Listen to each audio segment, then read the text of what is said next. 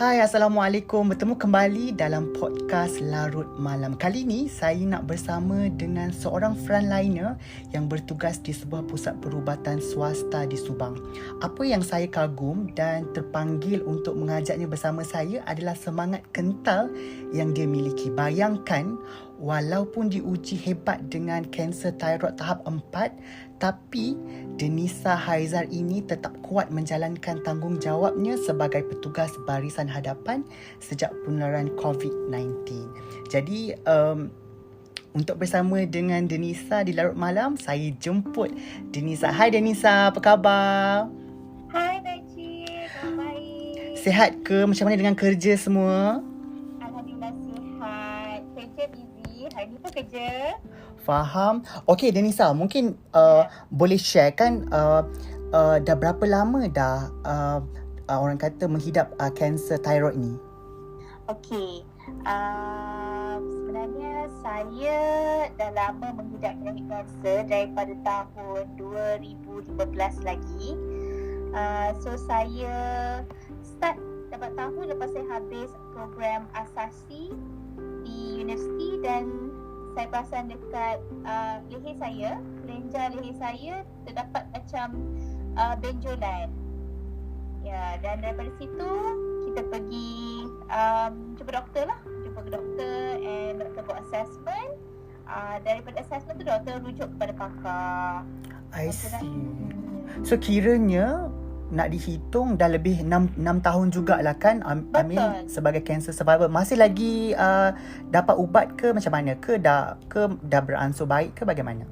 Okey, saya sekarang ni dah tahun ke-6 bersama menghidapi penyakit kanser ni, dan juga saya masih menerima rawatan di hospital IKN, Institut Kanser Negara, di mana kanser saya dikaji dan saya mendapat rawatan di pusat kanser negara tersebut lah, dari segi treatment onkologi, radioterapi di pusat kanser negara sehingga kini.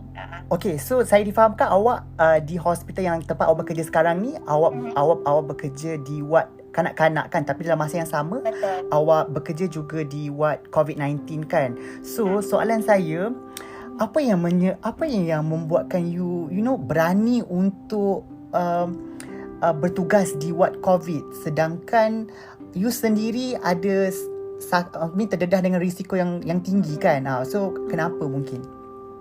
Okey, sebab saya memilih untuk bekerja juga dan juga memberi tugas dan bakti saya kepada ward COVID-19 is, saya rasa itu tanggungjawab saya sebagai seorang jururawat. Apabila pesakit saya ataupun pesakit kanak-kanak berada di ward COVID-19, itu adalah tanggungjawab pertama seorang jururawat untuk participate ataupun berada di sana untuk merawat kanak-kanak tersebut. Sebab kalau mereka tak ada jururawat kanak-kanak untuk merawat mereka, dia punya treatment ataupun treatment plan bagi pemulihan ataupun dia orang punya progression akan jadi tidak, bagaimana kita kata, tidak sistematik dari segi pediatrik punya ataupun penjagaan begitu betul, penjagaan pediatrik kepada kanak-kanak tersebut. Sebab cara kita jururawat kanak-kanak dengan jururawat dewasa sangat berbeza. Dia punya pendekatan tu, cara kita nak approach kanak-kanak tu, cara kita nak tackle, macam mana kita nak tahu perangai kanak-kanak tu, macam mana kita nak attend dia dari segi nak check dia punya vital sign, macam mana kita nak pujuk dia makan ubat, sangat berbeza dengan dewasa. Betul. Okey Denisa, mungkin boleh share sikit kan bekerja sebagai frontliner sekarang ini, dan apa mungkin momen-momen yang you tak boleh lupakan? Mungkin kalau boleh share. Okey, banyak sebenarnya dalam masa sebulan ni. Bukan bulan ni, bulan lepas saya ada satu pesakit. Saya tak boleh namakanlah pesakit ni. Saya just ceritalah. Pesakit ni pernah, dia bukan COVID, dia bukannya pesakit COVID lah. Dia pesakit kanak-kanak yang menghidapi kanser. Dalam masa sebulan dia dapat tahu dia menghidapi leukemia. Kami menjaga dia sehingga ke akhir hayat dia di hospital. Allah. Dia berada bersama kami selama sebulan. Di saat-saat terakhir dia memang sangat lemah. Kami menghantar dia ke NICU, iaitu unit rawat terapi lah, ICU, untuk memberi treatment yang intensif dan juga one-to-one care kepada dia. Dan masa tu, bila saat dia pindah ke sana, malam tu dia telah meninggal dunia. So, itu momen bagi saya, itu momen yang agak sedih lah, sebab kami pernah menjaga dia selama 1 bulan di ward kanak-kanak. Dan saat dia dah kritikal dan dia tak berapa sihat, dia dihantar ke unit rawat terapi tu dan dia menghabiskan menghabiskan hayatnya di situ. Jadi saya rasa macam kita terkilan sebab kita pernah jaga dia. So bila kita pergi kerja the next day tu, kita menangis. Macam dia cerita, budak ni dah tak ada, dah meninggal malam tadi. So kita rasa macam, ya Allah, kita baru je jumpa dia last 2 days. Dah bercakap dengan dia, dah bawa dia pergi toilet, tolak sama-sama dengan dia pergi toilet, mandikan dia, lapkan badan dia. Lepas tu kita tahu dia dah meninggal. Jadi sebagai seorang jururawat, saya rasa macam itulah salah satu momen yang agak terkesan pada diri saya, sebab kita pernah jaga kanak-kanak tersebut. Dan bila dapat tahu dia meninggal dunia, ia satu benda yang memang bagi kita macam sedih lah. Betul. Lalu bilik dia pun kita teringat, ni bilik dia dululah. Macam Kira lama juga ke dia ditahan di ward? Dia berada bersama kami dalam masa sebulan. Ada masa sebulan. Lama juga. Lama. Dia punya progression tu sangat cepat. Dia sangat cepat, tapi dia budak yang sangat baik. Sangat-sangat baik. Dia kalau kita attend je, dia akan panggil nurse. Dia akan minta lah apa-apa, tapi kita layan je dia. Tapi saat-saat terakhir tu memang sedih lah, sebab bila teringat-ingat balik kan, kita pernah jaga dia selama sebulan kan. Okey Denisa, mungkin berbalik kepada kerjaya awak sebagai jururawat dan awak bekerja ditempatkan di unit COVID kan. Adakah pilihan itu terpaksa ataupun you sendiri yang macam offer diri? Sebab saya percaya awak terdedah dengan risiko yang tinggi sekarang ni kan, tengah menghidap penyakit kanser. Takkanlah majikan nak bagi dan sebagainya kan. Bagaimana? Saya suka soalan tu. Sebenarnya tak ada paksaan ataupun push daripada management. Okay, staff kita sekarang dah tak cukup, staff pediatric staff, you kena pergi jaga patient ni. Tak ada. Dia secara sukarela. Walaupun saya menghidapi penyakit kanser, saya memang aware dengan saya punya immune system, di mana saya tak boleh terlalu terdedah dengan certain risiko. Tapi apabila kanak-kanak yang kami jaga, kanak-kanak yang kami kenal masuk ke COVID ward, saya rasa itu tanggungjawab saya, dan saya akan secara sukarela saya akan mengofferkan diri saya untuk berada di sanalah menjaga. Tetapi apabila saya ke sana, saya akan pastikan pemakaian PPE cukup lengkap lah, sebab ialah kita nak terdedah kepada risiko kan. Jadi number one, we always kena remember, kita kena sentiasa lindungi diri kita dulu. Lindungi diri kita dari pemakaian, daripada mask, pakai mask yang betul, pakai shoe cover, pakai Tyvek, pakai face shield, baru masuk bilik patient. Lepas tu apabila dah keluar tu, make sure kita buang semua dan cuci tangan. Faham? Dari segi tu, kita insyaAllah akan okey lah. Okey, dari segi emosi pula kan, bila ialah kanak-kanak dijangkiti COVID kan, dalam masa sama awak berada di sana.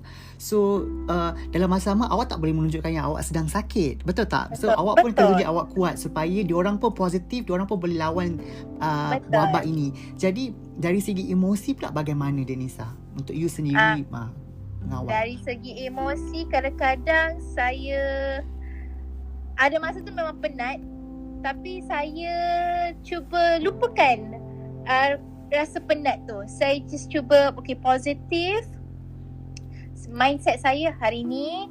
Nawai tu saya datang kerja sebab saya nak bantu pasien saya nak pastikan diorang sihat, saya nak pastikan diorang mendapat rawatan yang sepatutnya, diorang punya progression makin baik, dan apa-apa ujian darah ke, chest x-ray ke yang mereka lakukan tu ada improvement. Itu niat nombor satu saya akan pastikan. And bila saya jumpa patient, saya ketepikan emotional saya.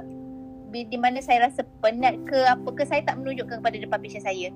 Balik nanti baru saya dah balik rumah, saya mandi-mandi, baru saya akan luahkan apa benda saya rasa. Lepas tu saya tarik nafas, saya akan cakap saya akan cakap kepada diri saya, it's okay, everything will be better. So selepas itu saya akan terus rasa macam okay, tak apa, inilah kerjaya saya, insyaAllah saya akan rasa okay. So terus saya akan rasa macam okay, lega. Esok saya akan look forward nak jaga patient saya lagi. Selalunya macam tu lah. Kadang-kadang walaupun rasa penat tu, balik rumah saya akan macam rasa down kan. Tapi saya just convince myself, it's okay, everything will be better. Okay, sedikitlah beberapa soalan terakhir saya kan. Okay, bila negara dilanda COVID kan, so dunia dilanda COVID, awak pernah terfikir yang macam aku tak patut jadi jururawat, ataupun macam kenapa aku kena jadi jururawat? Macam mana dia Nisa untuk soalan itu? Okay, bila kita dapat tahu yang negara kita dilanda COVID yang sebegitu teruk dalam masa 2 tahun ni, saya rasa macam nak cakap saya rasa marah, saya rasa kecewa, saya rasa macam kenapa benda ni jadi kat negara kita dan terlalu teruk. Tapi tak pernah pun dalam diri saya ni saya rasa macam saya persoalkan kenapa saya ni seorang jururawat. Tak pernah. Okay. Saya just rasa macam okay, this is my time to help these people, untuk bantu mereka apa yang kita boleh. Sebolehnya kalau saya boleh volunteer di luar, saya pasti akan cuba dapatkan peluang tersebut lah. Tetapi di hospital kami juga, kami dah bekerja melebihi jam yang sepatutnya. Kadang kami OT sebab tak cukup staffing. Kadang-kadang kami pun dah terlalu lama hours dekat hospital kan. Jadi kadang-kadang saya tak sempat nak menabur bakti saya, pergi volunteer, tak sempat. Tapi kalau saya boleh, saya akan buat.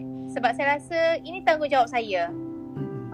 Tak pernah rasa kesal, tak pernah rasa ini jalan yang salah, orang kata Betul. Okay, saya cuma rasa sedih je lah sebab cases makin menaik dan juga ramai ataupun banyak kematian yang dilaporkan. Jadi saya rasa macam apa lagi sebenarnya yang kita boleh buat untuk pulihkan keadaan. Itu je lah. Okay Nisa, mungkin kata-kata akhir kan, apa yang mungkin you nak cakapkan sebagai seorang frontliner kan kepada rakyat Malaysia? Okay, saya sebagai seorang jururawat, saya hanya ingin nasihatkan kepada semua untuk sentiasa jaga diri, patuhi SOP, and also kalau boleh, kalau you tak ada keperluan untuk keluar, tolonglah duduk di rumah, jaga kesihatan, jaga diri, dan juga kalau boleh elakkanlah daripada diri tu expose ataupun berlega di ruangan orang ramai lah, sebab kadang-kadang benda tu yang membuatkan penularan COVID tu lagi cepat berleluasa, lagi cepat merebak. Betul. Sebab jika tiada keperluan, duduk je dekat rumah. Sebab bila you duduk dekat rumah, ia membantu kami sebagai seorang frontliner untuk untuk mengawal keadaan dan pesakit yang betul-betul kritikal mendapat rawatan yang sepatutnya. Okey. Baik Denisa, terima kasih banyak-banyak. Saya harap awak pun jaga diri Kan? Ya, Saya terima rasa kasih. siapa yang mendengar ni mesti akan rasa macam bangga dengan awak. Rasa sebab tak ada you know, lah. saya secara peribadi saya bangga tau. Saya macam best macam bila kita dapat beri sesuatu kepada masyarakat kan, dalam pada kita tengah sakit tapi kita mampu juga beri sedikit kekuatan. Saya rasa itu satu benda yang pengorbanan yang sangat luar biasa, Denisa. So saya harap awak jaga diri. So Ya, kita terima hopefully kita dapat kasih. jumpa lagi. Okay? Ya, okay. Bye, selamat malam. Selamat malam.